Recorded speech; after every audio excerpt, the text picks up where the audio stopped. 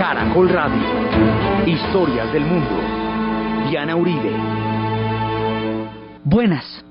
Les informamos a los oyentes de Caracol que quieran ponerse en contacto con los programas, llamar al 245-9706, 245-9706, o escribir a los emails diauribe@hotmail.com, diauribe@cable.net.com, o consultar la página web www.diana-uribe.com. Hoy vamos a ver cómo la Guerra Fría llega a América del Sur.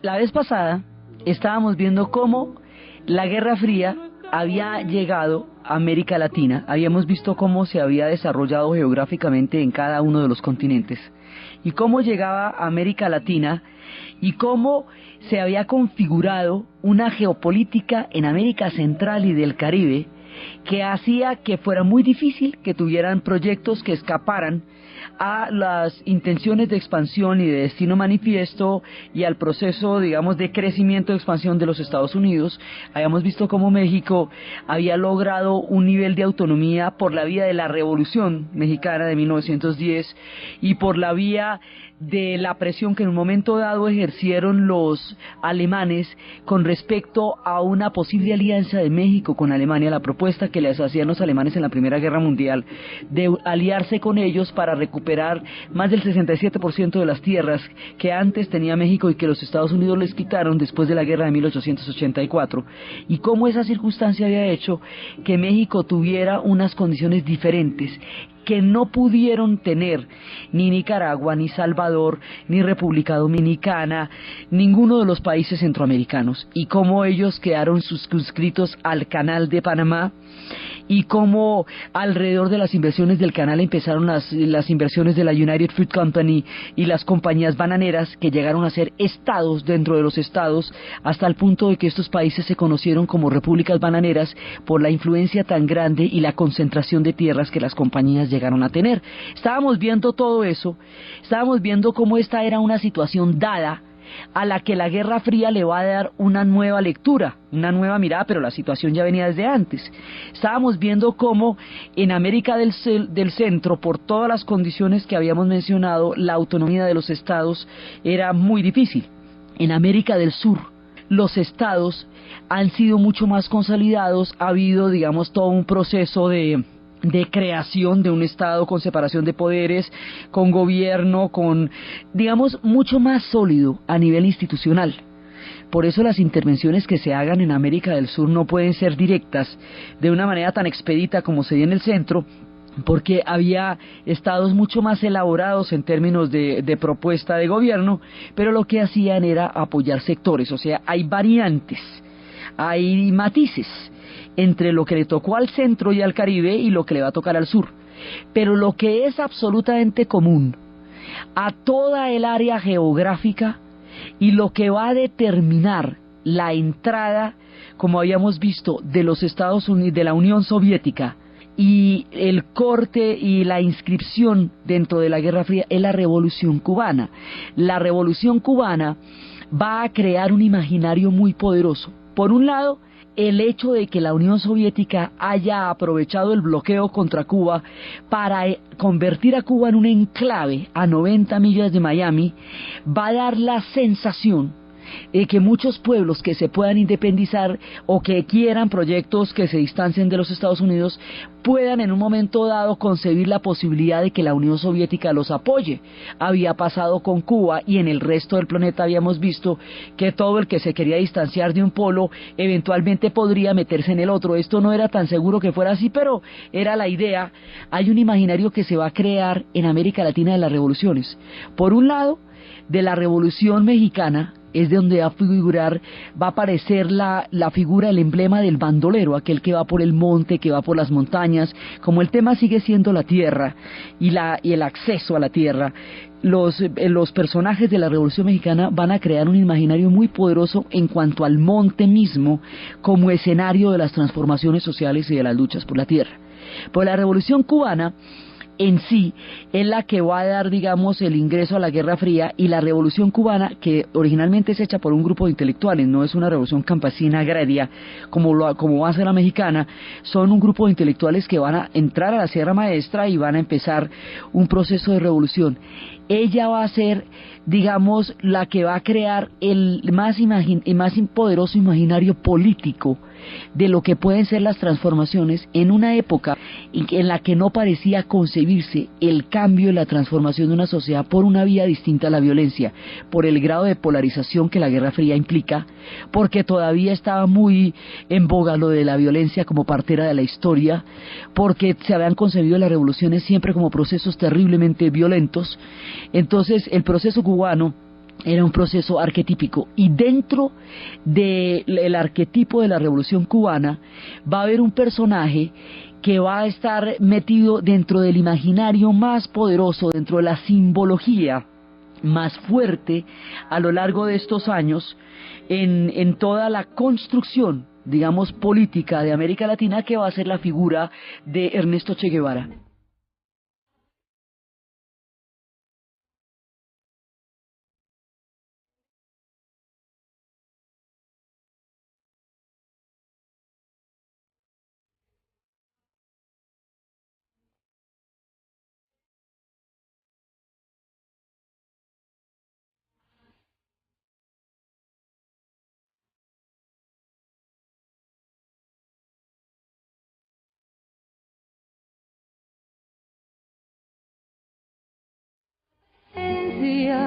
Comandante Che Guevara.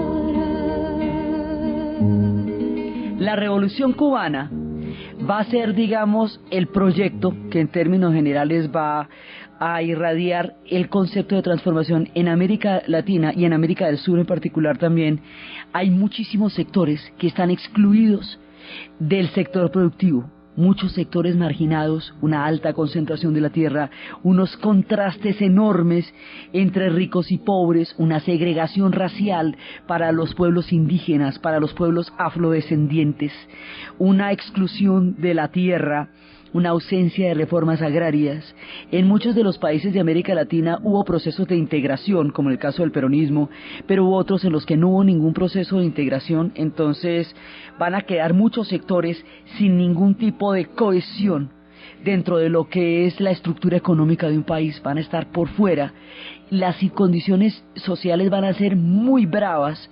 Eso es como una olla a vapor, y a esa olla a vapor hace que la Revolución Cubana tenga un eje gravitacional muy importante, porque es que son condiciones históricas muy difíciles las que se están manejando en ese momento en América Latina. Entonces, a partir del triunfo de la Revolución Cubana y a partir del apoyo que la Revolución Cubana va a tener de la Unión Soviética y del peligro de la injerencia de la Unión Soviética en la región, la coordenada que va a manejar la Guerra Fría aquí es distinta. Aquí no estamos en un proceso de descolonización. No es el caso del África, ni es el caso del sudeste asiático que vimos en su momento. Aquí la descolonización se había presentado 100 años antes. Son en regímenes republicanos algunos, dictatoriales otros. Aquí el proceso es una fuerte, digamos, oposición interna, por lo que le digo, porque las condiciones históricas acá son bestias.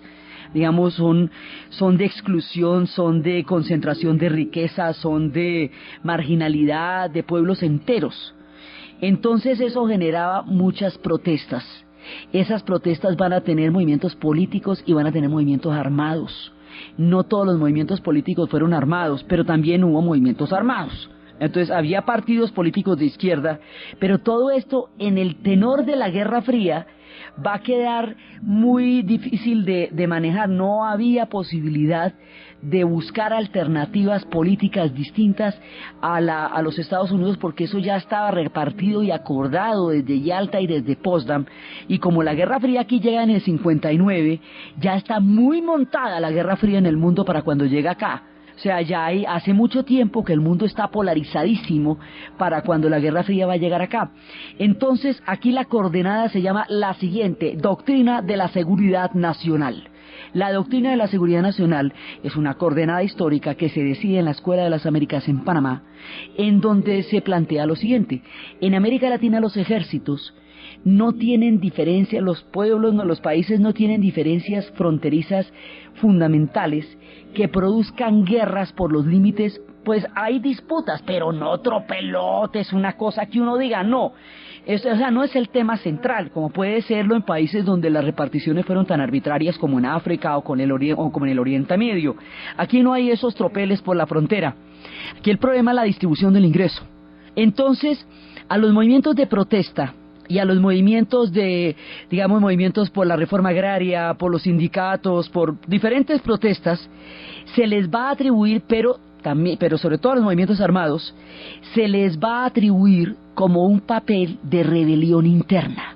Entonces se considera que va a haber una situación de rebelión interna, y que esa rebelión interna puede inmediatamente ser orquestada por la Unión Soviética, y de esa manera entrar desde la parte interior, o sea, no desde afuera, sino desde la parte interior, un proceso que pueda llevar al comunismo. Y la consigna sigue siendo la misma, ¿no? Mantener la región tranquila y a los comunistas fuera, era la consigna, como lo había dicho desde las épocas de Eisenhower. Entonces la idea es que los ejércitos ahora van a estar diseñados en América Latina para combatir una rebelión interna que van a conocer como subversión.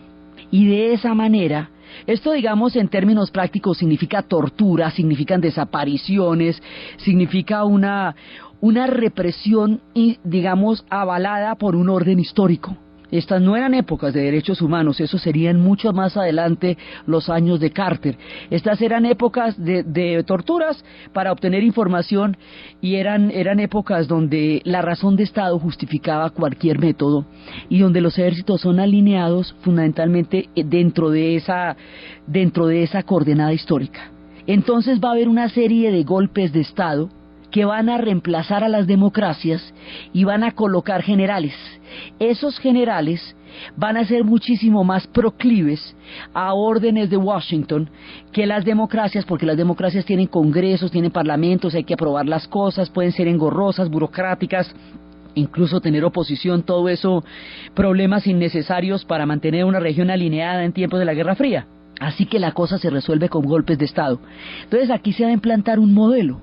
El modelo es montar un golpe militar, disolver las instituciones, disolver los partidos, crear un régimen único que se pueda alinear con Washington contra el comunismo, contra la subversión, contra cualquier disidencia por donde ellos consideran que la Unión Soviética pueda tener algún tipo de influencia. Eso es de lo que se trata. Ahora, la región toda estuvo bajo este orden histórico, pero hubo países que están directamente ligados a esta coordenada. Los países del sur del continente, lo que llamamos el Cono Sur, son los países más directamente involucrados con el proceso de la Guerra Fría en América Latina. Y como lo nuestro es la Guerra Fría, en eso es que estamos, y ese es el cuento que les estamos echando.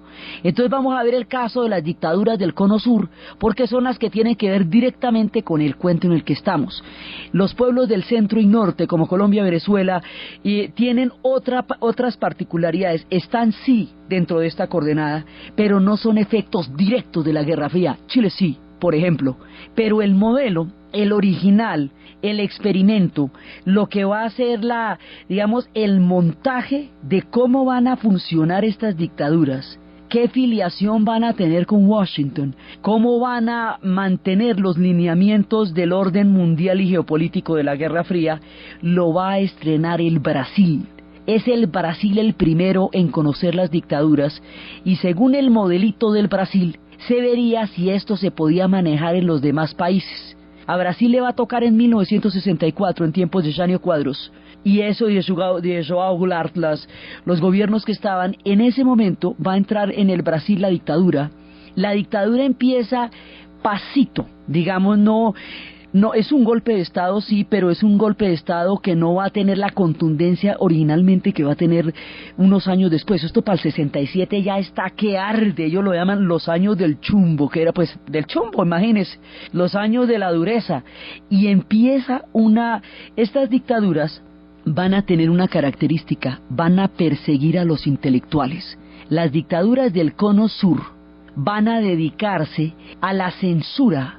Primero hay una represión hacia todos los movimientos sociales, desde los movimientos agrarios, desde los movimientos sindicalistas, digamos, cívicos que no tienen ningún tipo de filiación armada, hasta los grupos armados que también los había en el Brasil, como era el de los movimientos dirigidos por Carlos Manliguera. Entonces esos grupos armados, pues con ellos va a ser la represión brutal, pero también van a estar no solamente los grupos de presión política, sino que a los intelectuales se les va a perseguir y se les va a encarcelar. Y cineastas como Glauber Rocha van a tener que o sofisticar el cine hasta hacerlo tan abstracto que sea muy difícil entender lo que hace una clave, o exiliarse. Los cantantes y los poetas, a lo largo de toda esta narración sobre la guerra en el sur, vamos a tener una profusa cantidad de música, porque todo lo que pasó en esos años está cantado por movimientos de la canción popular de la América Latina. En el caso del Brasil, cuando la dictadura llega, cuando la represión es terrible, cuando va a haber cualquier cantidad de exilados, cuando los intelectuales van a ser perseguidos, cuando las instituciones van a ser cooptadas directamente por el golpe militar, Chico Buarque, con respecto a las dictaduras, va a cantar una canción que primero pensaron que era una canción de amor y por eso no la censuraron. Duró 2 semanas en la radio. Cuando se pillaron lo que decía, inmediatamente la quitaron, porque era una canción emblemática contra la dictadura. Era una manera de decir que un tirano, que un dictador, por mucho que lo intente, no puede quitarle a un pueblo la alegría, no puede suspenderle las ganas de vivir, a pesar de usted.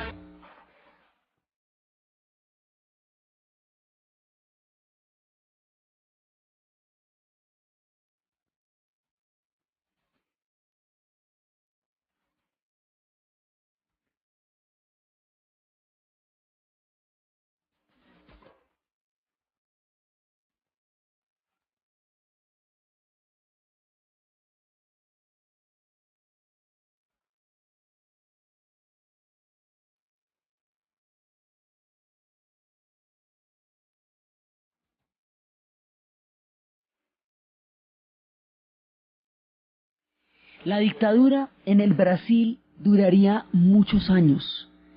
Llegaría a convertirse casi en una costumbre.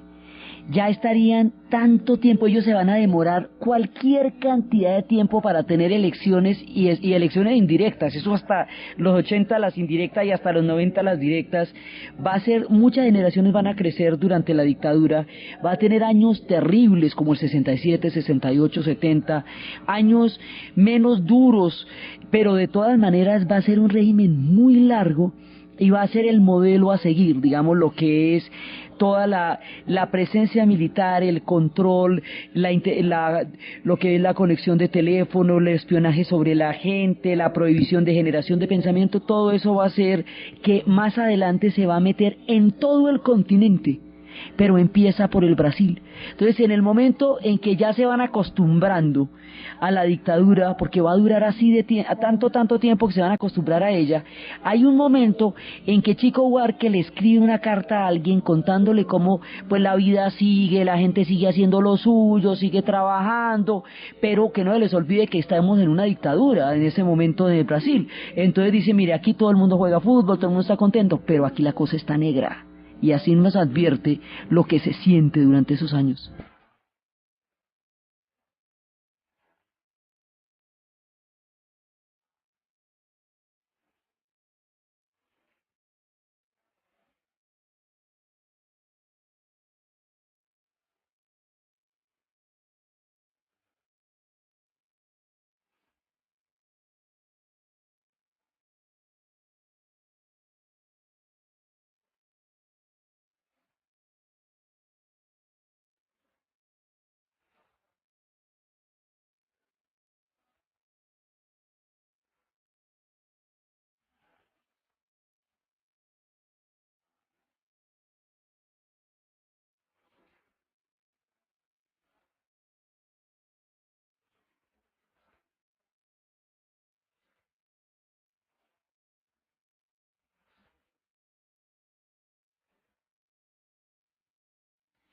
De Brasil, que es el modelo original en el 64, esto se va a meter en el Uruguay en el 72, va a entrar en Uruguay, va a entrar en Paraguay, digamos, va a irse tomando, este modelo va a ir entrando en cada uno de los países de la parte sur del continente, hasta que lo que nosotros conocemos como el Cono Sur, y va a haber una política a lo largo de la Guerra Fría de apoyar a los más abyectos dictadores, independientemente de qué tan bestias peludas fueran, con tal que fueran anticomunistas, bajo el esquema que había dicho Eisenhower en su tiempo, que es un miserable, pero es nuestro miserable. Él lo decía más fuertecito, pero bueno, digamos, la idea ahí queda más o menos clara. Entonces, con ese criterio, solamente porque fueran anticomunistas, los apoyaban. Por eso fue que apoyaron a Papadoc en Haití, por eso apoyaron a Somoza en Nicaragua, Bordaberry en el Uruguay. Van a empezar, los militares en el Brasil variaron mucho, pero la junta era una misma, y luego llegará, pues, la situación va a llegar al Uruguay. En el Uruguay hay un grupo armado que se llaman los Tupamaros. Los Tupamaros no son una orquesta, los Tupamaros son una guerrilla urbana. Y ellos, digamos, son un grupo que va a recibir la represión más impresionante en el Uruguay. Como es tan pequeñito, la dictadura se va a sentir durísimo y va a haber muchísimos desaparecidos, muchísima gente, va a llegar, va a haber cantidades y cantidades de cadáveres que empiezan a aparecer en el mar y que llegan flotando del mar. Va a haber un éxodo tan grande en el Uruguay, es que ellos son 4 millones, ellos que no son muchos, 850.000 uruguayos salieron al exilio durante los años de la dictadura, de tal manera que todos repintaban un letrero que había en el aeropuerto que decía: el último en salir, apague la luz. Eso lo escribía cada uno. La población joven del Uruguay se fue, toda la gente que podía irse se fue, toda la gente que podía caminar se fue, y eso va a hacer que el Uruguay vaya a perder prácticamente una generación, pues físicamente una generación, que luego también perderá Argentina. Toda la juventud de esta época se fue porque la dictadura hacía imposible la vida después de, digamos, las condiciones que pusieron eran tan graves. Nosotros vamos a conocer mucho de la dictadura del Uruguay por Mario Benedetti y por Galeano, porque Galeano va a ser el hombre que va a escribir muchísimo más, digamos, va a estar permanentemente contándole al mundo los años en que Uruguay vivió la dictadura, y lo mismo Benedetti. Son dos, digamos, los dos personajes que a través de muchísimos libros y de muchos poemas van a crear también el imaginario de qué pasaba en los años de la dictadura. Entonces eso, digamos, va a llegar después al Uruguay, y ahí va a estar Bordaberry, va a ser elegido una y otra vez. Paraguay va a estar completamente sumido también en una dictadura. Paraguay es más chiquito todavía, entonces pues es mucho más grave también la dictadura allá. Y después, cuando ya hayan pasado las dictaduras, cuando ya hayan llegado las dictaduras a Uruguay y al Paraguay, va a haber un experimento en este contexto, o sea, donde las cosas se están poniendo así de caldeadas. Va a llegar un gobierno por elección popular, por elección democrática, una elección con una votación más o menos bajita, porque es con el 36% de los votos con el que va a llegar, va a ser elegido. No va a llegar a través de una toma, ni de un monte, ni de un cuartel, sino a través de las elecciones. Un experimento que se va a conocer como la Unidad Popular. Este experimento que se va a conocer como la Unidad Popular y que va a ser dirigido por Salvador Allende es la coyuntura histórica que va gestando la manera como la Guerra Fría va a llegar a Chile.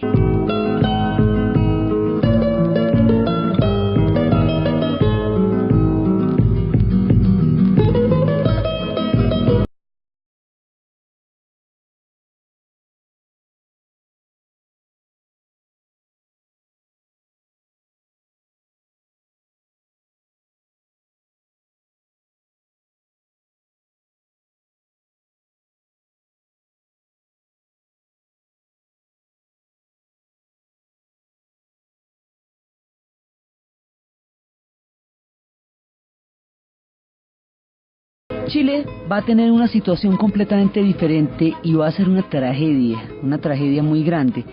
El hombre que va a llegar a crear el gobierno que se llama la Unidad Popular es Salvador Allende, pero Salvador Allende es un político, es un senador que toda la vida ha estado metido en el Senado, es un hombre, un profesional, no está vinculado de ninguna manera ni con los movimientos guerrilleros, ni con la lucha armada, ni nada, eso es un tipo normal del Senado que tiene una propuesta socialista.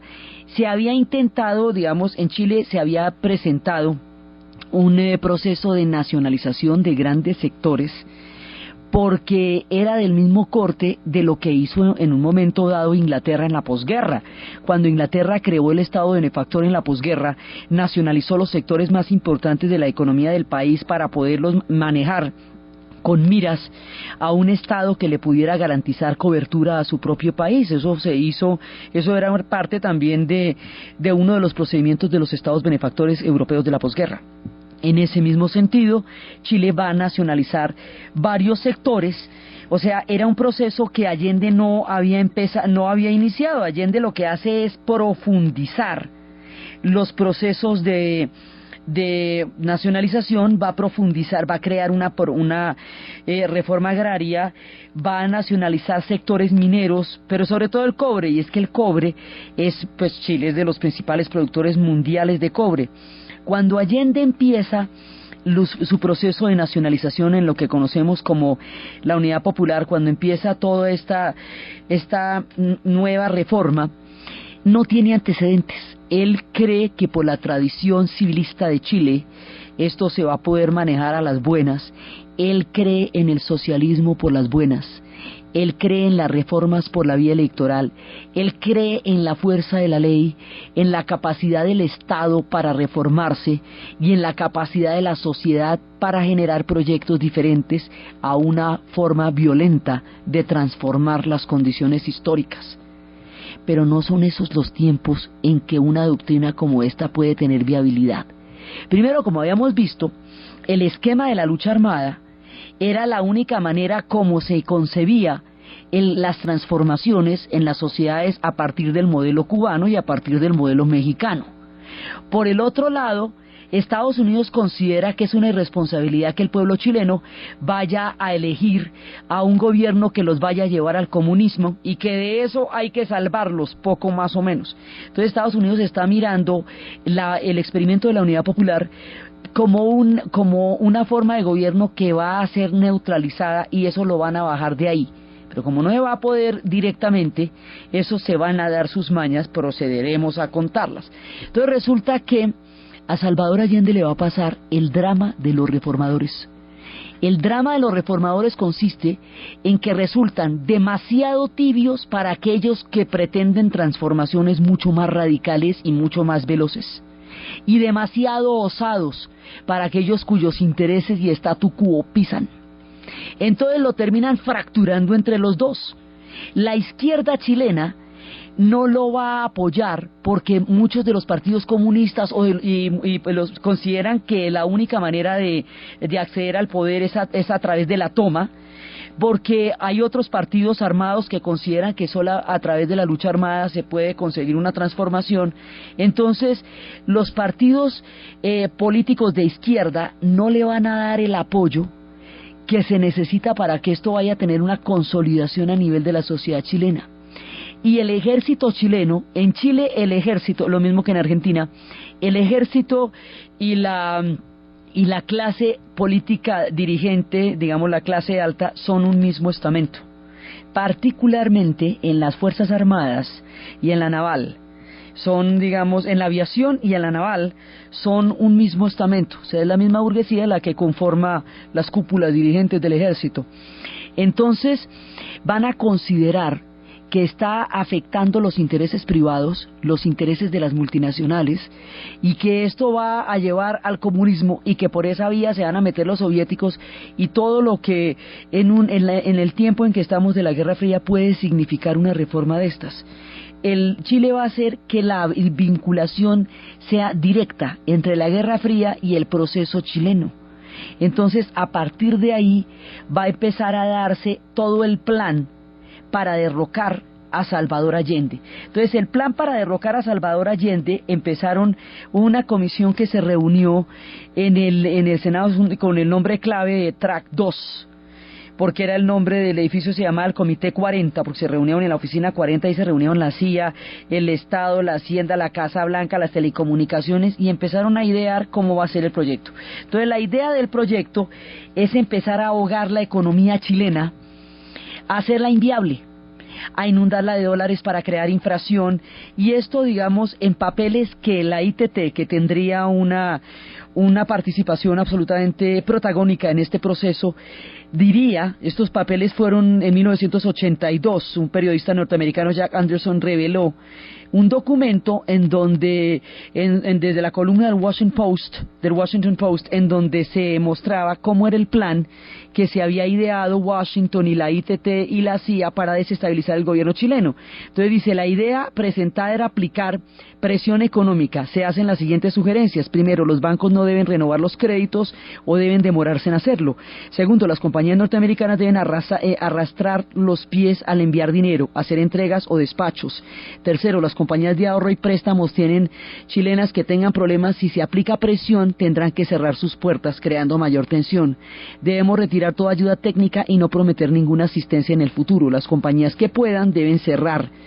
Y así empiezan porque dice, el asunto parece difícil que se derrote a Allende desde el Congreso, porque entonces van a empezar a ahogarlo en la economía. Esto es uno de estos golpes del señor Phelps. ¿Se acuerda que el señor Phelps viene dando golpes por todas partes desde que lo hizo en Irán? Su misión, si usted decide aceptarla, señor Phelps. Bueno, pues esta es la típica del señor Phelps, es desestabilizar la economía de un país, crear una situación de desabastecimiento, apoyar huelgas de camioneros y de sectores claves de la economía, es apretar la economía hasta que chille, decía Henry Kissinger en ese momento, en su época, y de esa manera hacer al régimen inviable, ahogarlo, asfixiarlo. Y eso fue, digamos, lo que hicieron con la Unidad Popular de Salvador Allende. Entonces lo van clavando por lado y lado. La izquierda lo considera demasiado moderado para una época en que todavía está haciendo carrera la tesis de que la violencia es la partera de la historia y no se ha pensado que haya otros procedimientos para lograr las transformaciones de las sociedades. Estas cosas hoy día, digamos, tienen un significado completamente diferente. Hoy en Chile está precisamente Bachelet, una mujer cuyo padre murió en aquella época asesinado por la dictadura. Hoy hay experimentos que pueden dar otros carices políticos a América Latina, pero es que ya acabó la Guerra Fría. Pero en esa época, cuando esto estaba en lo fino y esto estaba que ardía, la Unidad Popular va a quedar en el ojo del huracán y va a ser abandonada por unos y ahogada por otros, de manera que, o sea, no hay un proyecto chileno en donde se pongan de acuerdo para la foto y en donde digan, mire, vamos a hacer un país que se llame Chile y vamos a meterle la ficha a crear una sociedad viable.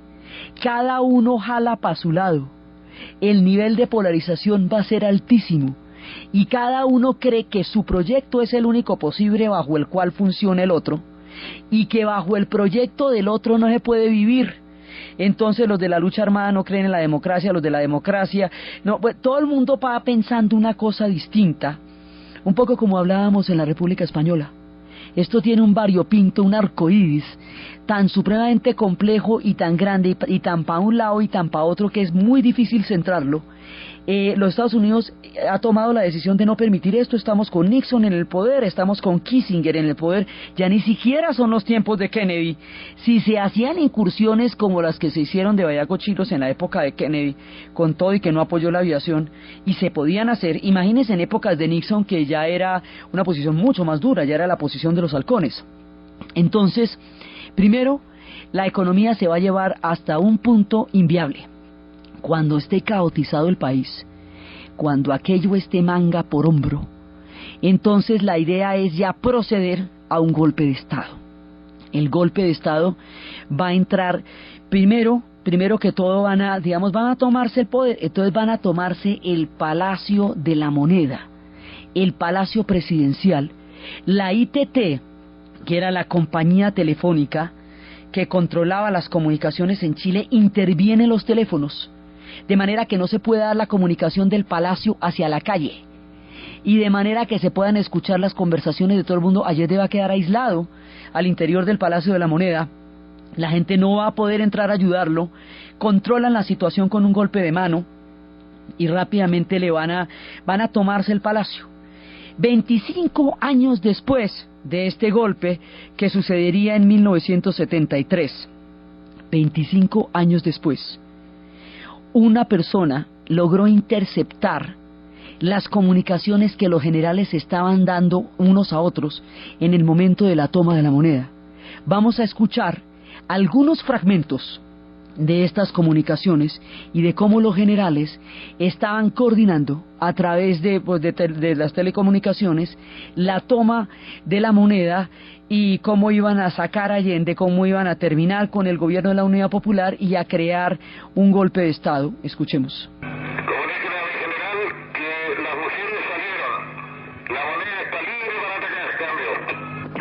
Mensaje para el señor general Pinochet de parte del señor general Lee. El ataque aéreo tiene una leve demora. Será aproximadamente en 15 minutos más. Será aproximadamente en 15 minutos más. Denme un comprendido.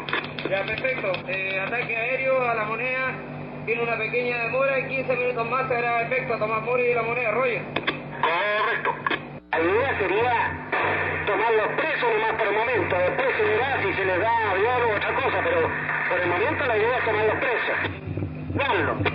Pero que si los juzgamos le damos tiempo, es conveniente, lo que creo y el motivo para que tengan una herramienta para alegar. Por último, se pueden levantar hasta las pobladas para salvarlo. Estamos escuchando los documentos de audio que 25 años después se pudieron obtener sobre cómo fue todo el proceso de la operación. O sea, lo que ellos hicieron fue tomarse el palacio. Para poderse tomar el Palacio de Gobierno de la Moneda, hay que mirar a ver qué se van a hacer con las mujeres, quiénes se van a sacar presos, desde dónde se va a atacar, qué se piensa hacer con el presidente. Entonces, que el presidente lo van a llevar, pues le van a ofrecer la alternativa de que salga en un avión del país. O sea, esto es un golpe de Estado en vivo y en directo, como se pudo registrar en la historia y como se pudo conocer solo 25 años después cómo estaba sucediendo. Entonces estamos escuchando a partes de la planeación de las operaciones en el instante mismo en que se tomaron el Palacio de la Moneda. Oye, hasta la moneda al avión, viejo, no me pasen el maíz, donde ahí está el tiro, para que no haya problema. Conforme, pero el avión sería para él y familia exclusivamente, nadie más. Conforme, nadie más. Ningún gasto, no le van a meter un gato ahí, pues. Hay que juzgar a todos. Conforme. Telecomunicaciones militares, como por una información radial expresando que se ha rendido Allende y las otras personas que se rindan, las personas principales que se rindan. Conforme.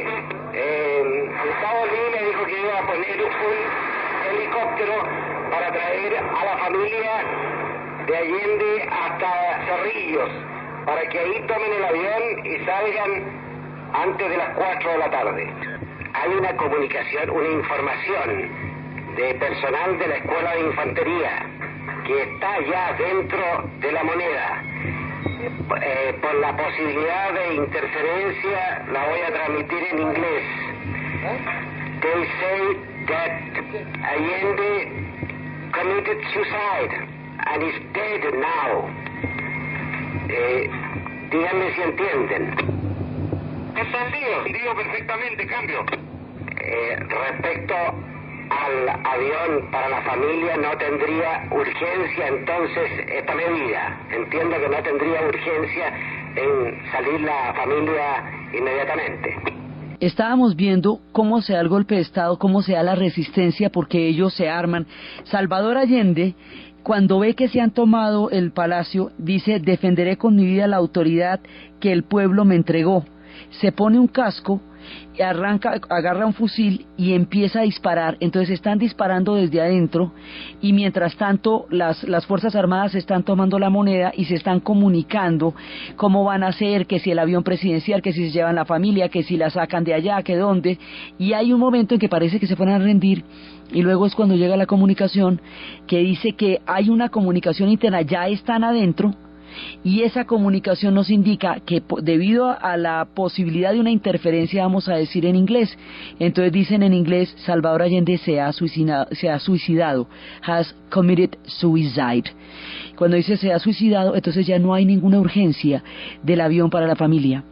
Con el suicidio de Salvador Allende, cae el Palacio de la Moneda, y en ese momento entra a tomar el poder la Junta bajo la dirección de Augusto Pinochet. Augusto Pinochet duraría en el poder mucho tiempo también, y se desataría una represión interna, la cosa más impresionante. Inmediatamente después del triunfo del golpe, ya después de que se había desestabilizado la economía, del desabastecimiento y de todo, viene el golpe. Con el golpe viene el suicidio de Salvador Allende, 11 de septiembre de 1973. Esa fecha, antes del 11 de septiembre de ahora, siempre fue el 11 de septiembre, era el asunto chileno. Con el caso chileno, digamos, la Guerra Fría llega a un momento culminante en su presencia en América Latina. Se desata la represión más grande en ese momento y se van a llevar todos los presos al Estadio Negro. En el Estadio Negro de Chile va a haber una práctica de tortura generalizada con todos los presos que van cogiendo de todas partes, y empieza el éxodo de los chilenos, de los que hay una situación de caos, y después va a haber una férrea dictadura. Durante los tiempos del Estadio Negro, Chile tenía un movimiento de canción popular muy importante. En Chile estaban Violeta Parra, sus hijos Ángel e Isabel Parra, estaba también Quilapayún, estaba la música andina. O sea, todos estos tiempos en Argentina, en Chile, en todo el cono sur, había un movimiento muy importante de canción protesta, la nueva canción latinoamericana, que en Cuba se llamaba la nueva trova cubana. Era, digamos, toda una musicalidad la que en ese momento estaba narrando la historia del continente, como tantas veces hemos visto que la música está narrando las historias. Entre los más importantes del movimiento popular de la canción chilena había un personaje que se llamaba Víctor Jara. Víctor Jara fue detenido en estos días del golpe, fue llevado al Estadio Negro. A él le cortaron las manos y le dijeron que siguiera cantando, que tocara la guitarra, y él siguió cantando, y después de que siguió cantando lo fusilaron. El martirio de Víctor Jara va a ser uno de los momentos más duros en toda la historia de la canción y de la música latinoamericana, y va a suceder inmediatamente en los días posteriores al suicidio de Salvador Allende. Víctor Jara cantaba cuando recordaba a Manta. Te recuerdo.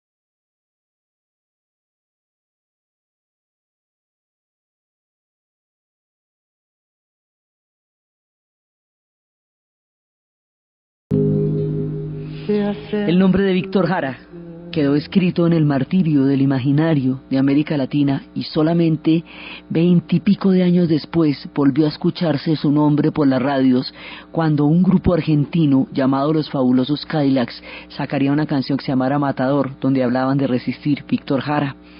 El mundo entero conocería la historia de lo que pasó en Chile por sus poetas, por sus cantores, porque este movimiento cantó por todas partes lo que estaba pasando por el exilio, porque fueron tantos los exilados, que no hubo en un momento dado ninguna persona de las generaciones de esa época que no hubiera conocido un exilado chileno, un exilado uruguayo y más adelante un exilado argentino. Se desocuparon estas sociedades por un mundo entero, llegaron hasta Suecia, llegaron a todas partes, porque la vida se hizo inviable, la persecución al arte, la persecución a la literatura. Poco después del golpe de Estado moriría de física tristeza, como mueren los poetas, como murió Antonio Machado y como moriría Miguel Miguel de Unamuno, murió de física tristeza el que entonces había sido ya el premio Nobel, Pablo Neruda. Van a morir, digamos, los personajes y va a haber un momento en que la tragedia mayor consiste en haber abortado un experimento que proponía las transformaciones de una sociedad por una vía pacífica, democrática y popular, en un momento en que nadie concebía una salida distinta a la fuerza y a la violencia. En ese momento histórico tan terrible resulta sacrificado por el orden mundial de la Guerra Fría y por todas las condiciones de Chile, la figura de Salvador Allende, y con eso se cierran las vías para transformaciones políticas en América Latina durante más de 2 generaciones. Solo hasta ahora, terminada la Guerra Fría y el siglo XX, es que se pueden dar opciones políticas para otro tipo de gobiernos distintos a los lineamientos de la época de la Guerra Fría, pero en esa época eso no se podía. Entonces el caso chileno va a ser emblemático en términos de cómo es una operación de injerencia de la Guerra Fría. Esto es la otra cara de esto es la entrada de la Unión Soviética a Praga para meter los tanques y acabar con el experimento de la primavera, que había sido precisamente un intento de democratización y de reformas del socialismo que los checos llamaban socialismo con rostro humano, y que era eliminar la dicotomía entre la libertad y la cobertura y la seguridad de una sociedad. Entonces la otra cara era las intervenciones en Hungría, eran las intervenciones en Polonia y la intervención en Praga. Pues del mismo corte y con las mismas razones geopolíticas que la Unión Soviética entró a Praga, entró a Hungría, entró a Berlín, exactamente lo mismo la CIA ahogaría la economía chilena y secundaría el golpe que el ejército chileno le estaba dando a Salvador Allende. Hubo gente que lo apoyó, inclusive dentro del mismo estamento del ejército, como el general Pla. El padre de la actual presidenta de Chile, Bachelet, el padre de ella fue asesinado porque fue uno de los militares que se mantuvo leal al presidente Salvador Allende durante el golpe. El canciller de Salvador Allende, Orlando Letelier, fue asesinado en Washington, y toda la gente que estuvo ligada a la Unidad Popular fue desmantelada, perseguida. La misma Bachelet, hoy presidente, fue torturada en su época. Fueron tiempos muy difíciles. La Guerra Fría se había instalado en Chile, pero aún faltaban cosas todavía más graves. Ya en 1976 la Guerra Fría llegaría a la Argentina, y con la llegada del golpe a la Argentina, de las dictaduras y todo lo que pasaría allá hasta el momento de las guerras Malvinas, era cuando las dictaduras irían a caer, solamente hasta el 82, cuando la guerra de las Malvinas les diera punto final. Pero esta etapa fue nuestra cuota de la Guerra Fría, que fue el exilio, la desaparición, la tortura, los golpes de Estado. Entonces la manera como la Guerra Fría llega a la Argentina, lo que va a pasar allá, los tiempos de la dictadura, la inestabilidad que en ese momento se estaba presentando, todo lo que estaba ocurriendo hasta el momento en que se va a desmoronar el régimen argentino por un conflicto con Inglaterra por las Islas Malvinas, es lo que vamos a ver en el siguiente programa, en donde terminamos la Guerra Fría en América Latina para irnos a Afganistán, donde va a empezar el quiebre de la Unión Soviética, el Vietnam de los rusos, que es donde se les va a empezar a caer el imperio. Es por Afganistán, porque esto es un orden tan global y tan complejo que lo mismo podemos pasar por Corea, que por Santiago, que por Kabul, que por Praga, que por Hanoi. Es el régimen de la Guerra Fría que se va tomando el planeta, y del cual nosotros también pusimos lo nuestro, nuestra cuota terrible. Entonces eso es lo que vamos a ver en Argentina antes de irnos para Kabul, para terminar la parte que concierne a nosotros, y luego empezar por todas las circunstancias que van a llegar a la caída de la Unión Soviética y por lo tanto al final de la Guerra Fría. Entonces, desde los espacios de los demócratas y de los reformadores, sin los cuales la historia no podría avanzar, pero que siempre sufren las suertes más adversas desde esos días de Salvador Allende, de los movimientos populares de la canción chilena, de los experimentos democráticos en tiempos violentos, de los órdenes históricos y geopolíticos que determinaron de maneras trágicas los rumbos de nuestro continente en aquellos años. En la narración Diana Uribe, en la producción Ernesto Díaz, y para ustedes feliz domingo.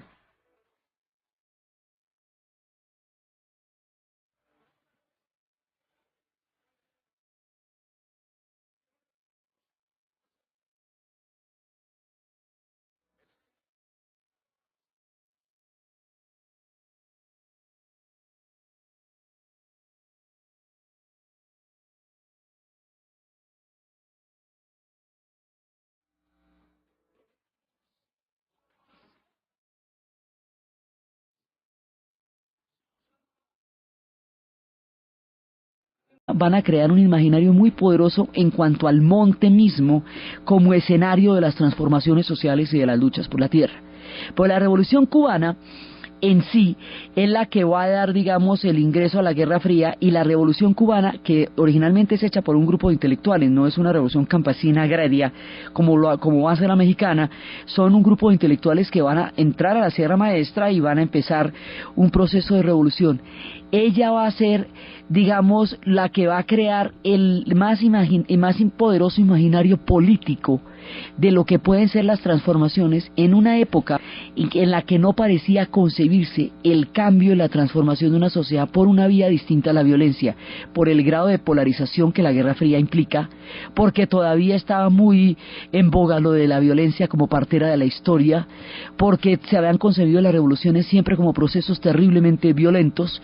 Entonces el proceso cubano era un proceso arquetípico, y dentro del arquetipo de la Revolución Cubana va a haber un personaje que va a estar metido dentro del imaginario más poderoso, dentro de la simbología más fuerte a lo largo de estos años en toda la construcción, digamos, política de América Latina, que va a ser la figura de Ernesto Che Guevara.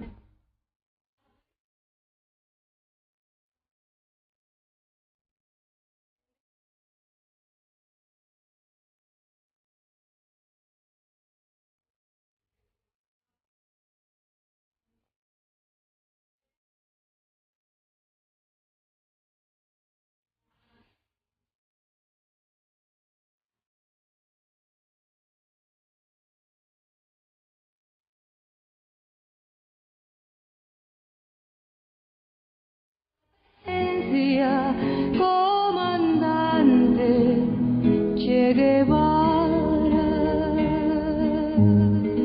La Revolución Cubana va a ser, digamos, el proyecto que en términos generales va a irradiar el concepto de transformación en América Latina y en América del Sur en particular también. Hay muchísimos sectores que están excluidos del sector productivo, muchos sectores marginados, una alta concentración de la tierra, unos contrastes enormes entre ricos y pobres, una segregación racial para los pueblos indígenas, para los pueblos afrodescendientes, una exclusión de la tierra, una ausencia de reformas agrarias. En muchos de los países de América Latina hubo procesos de integración, como el caso del peronismo, pero hubo otros en los que no hubo ningún proceso de integración. Entonces van a quedar muchos sectores sin ningún tipo de cohesión dentro de lo que es la estructura económica de un país, van a estar por fuera. Las condiciones sociales van a ser muy bravas. Eso es como una olla a vapor, y a esa olla a vapor hace que la Revolución Cubana tenga un eje gravitacional muy importante, porque es que son condiciones históricas muy difíciles las que se están manejando en ese momento en América Latina. Entonces, a partir del triunfo de la Revolución Cubana y a partir del apoyo que la Revolución Cubana va a tener de la Unión Soviética y del peligro de la injerencia de la Unión Soviética en la región, la coordenada que va a manejar la Guerra Fría aquí es distinta. Aquí no estamos en un proceso con separación de poderes, con gobierno, digamos, mucho más sólido a nivel institucional. Por eso las intervenciones que se hagan en América del Sur no pueden ser directas de una manera tan expedita como se dio en el centro, porque había estados mucho más elaborados en términos de propuesta de gobierno, pero lo que hacían era apoyar sectores. O sea, hay variantes, hay matices entre lo que le tocó al centro y al Caribe y lo que le va a tocar al sur.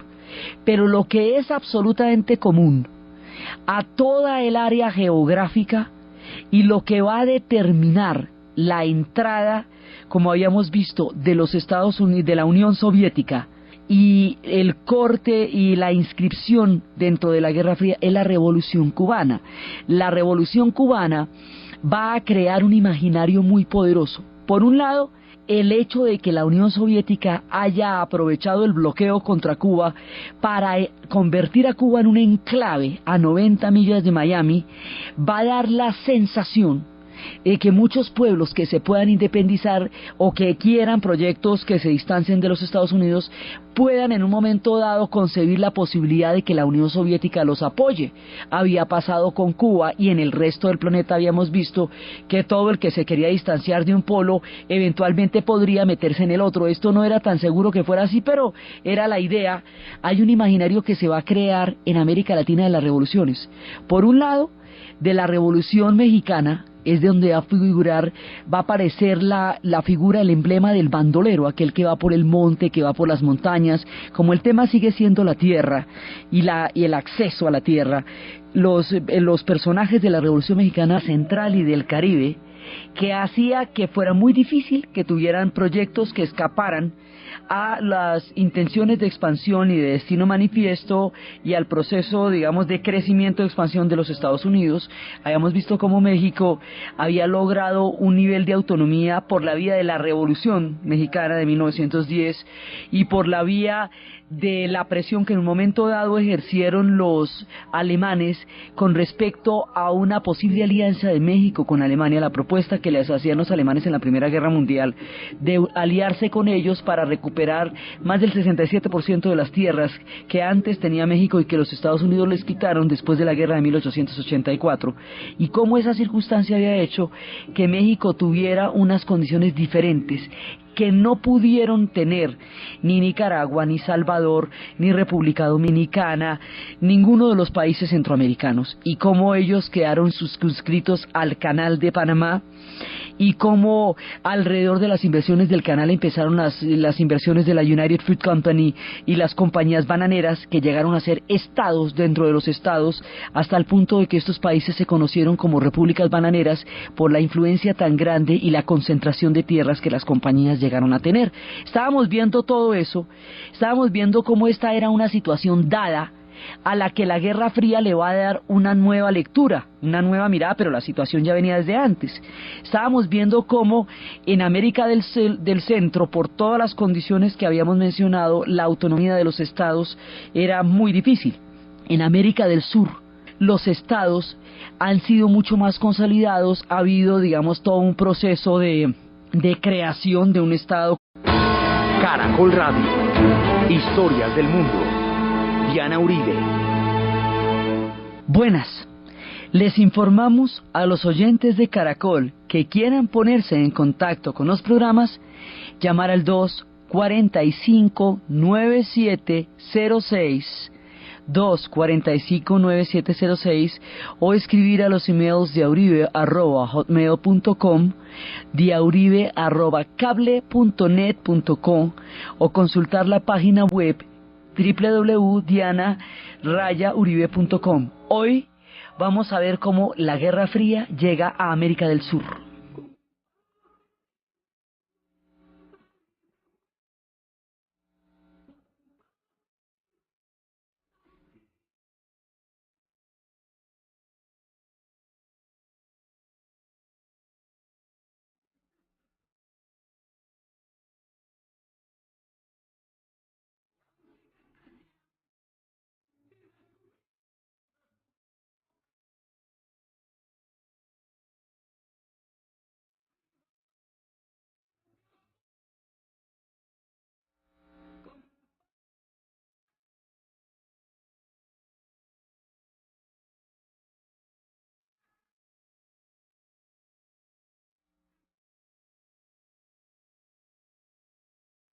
La vez pasada estábamos viendo cómo la Guerra Fría había llegado a América Latina, habíamos visto cómo se había desarrollado geográficamente en cada uno de los continentes y cómo llegaba a América Latina y cómo se había configurado una geopolítica en América